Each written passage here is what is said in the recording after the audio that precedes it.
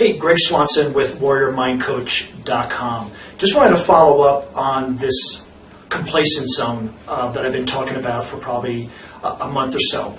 What I've done is kind of laid this all out ahead of time so that it's easier to explain, because it's important to know where our complacent zone is. And again, I say complacent because if it was a comfort zone, why do we want to get out of it if it's so comfortable? Right? If it's comfortable, why would you want to leave, right? So it's more complacent. We've kind of settled for it. We've kind of gotten into this lackadaisical part, and that's our complacent zone. So again, what defines our complacent zone is on the bottom is our mental support. That's the lowest we'll ever get in our life, whether it's weight or money.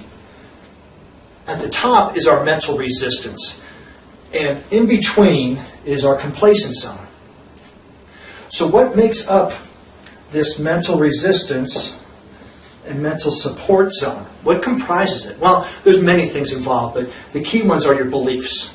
What you believe you have in life, what you believe about yourself, your values, your emotions, your behaviors. How are you behaving now is creating all the results within this complacent zone.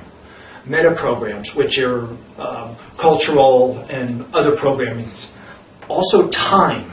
Your belief or how much time you have in a day allows you to create all these results within this complacent zone. So you have this complacent zone, and in here are all the results that you're getting. When you set this big, hairy, audacious goal, it is way outside your complacent zone.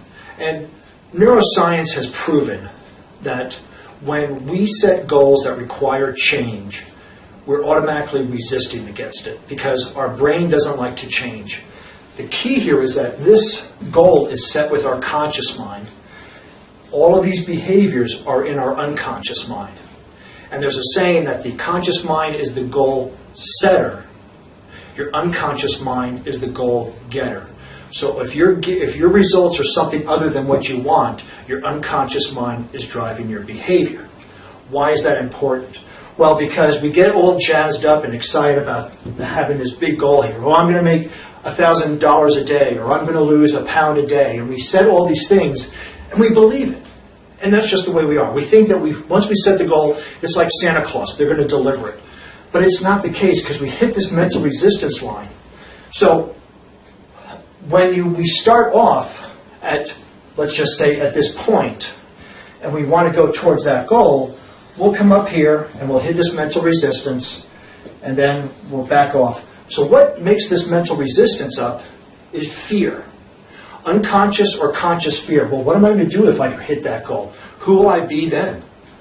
Frustration. Frustration in that you're not making the progress that you want. You set this goal so unrealistic, 1 month, 2 months, 3 months, and you're 3 days into it and you're getting frustrated. Well, that's that mental resistance. Another one is your excuses. Again, I said this one before, so if you're in a fitness goal and you say that, yeah, I want to lose weight, I want to do this, I want to do that, but I don't have the time. But time. That's your complacent zone. I tell you, get up at 4 o'clock in the morning. Well, excuse, I can't do that, I'm sleeping. I go to bed late at night, go to bed earlier. When we start making excuses, what we're doing is defending our complacent zone. We say we want this, but we go, no, I can't because I'm doing this. Think about this. You're making excuses to stay in your complacent zone, but yet you set a goal out here. That's insanity. So what you need to understand is that these excuses are only justifying your existence in this complacent zone. The other is procrastination. When you start getting close to this mental resistance line, oh, I've done so good. I'll do some more tomorrow. I don't have to do any more today. Or I'll take a week off. And then when you start taking that week off, it comes down to here, and then you go back up again.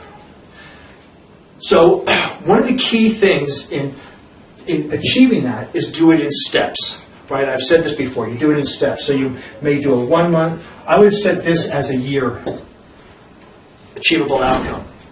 I would set minor steps as 1, 3, 6, 9 months. Make your 9-month right at that mental resistance because you've accomplished everything in here you've already accomplished. So a 1 month, a 3 month, and a 6 month is in this complacent zone. You've already done it. No big deal. But what it's going to do is build momentum. And then when you get to the 9-month, right at that mental resistance, all this stuff's going to come up. And you know what you do then? You hire a coach. You hire a trainer. I actually would suggest hiring a coach when you first start on that progress. If you're going to climb a mountain, you're not going to do it by yourself. You're going to hire a guide because the guide's been there. They know what you're going to face. They know the troubles you're going to have. They know the struggles you're going to have. Why is it that we'll hire somebody to do us physically, but we won't do it to help us out mentally? All of these things, when you're in here, you're just going to create the same. But when you set this big, audacious goal, you need to have new beliefs. You need to have new behaviors. You need to have new time, a thought about time. All this is new up here because you've never been there before. How are you going to create new beliefs, new behaviors, and more time if you don't have somebody to help you? Yeah, you can read books, you can do all that. All of that is in the complacent zone. You've already done all that, remember, and this is where you get. If you want to achieve these big, hairy, audacious goals, I'm not saying don't set them, but know what you're up against in that you're going to hit this mental resistance right out of the gate. So my suggestion is set 1, 3, 6 month goals, make this a year goal, hire a coach, hire a trainer, hire somebody who has been where you want to be, who knows the frustrations that you're going to meet, and work with them regularly to get that goal. So it's not that you don't want to set them, it's just when you set these goals, you want to be aware of what you're getting yourself into. So again, I hope that helped. Greg Swanson, WarriorMindCoach.com. Love to hear your feedback on it.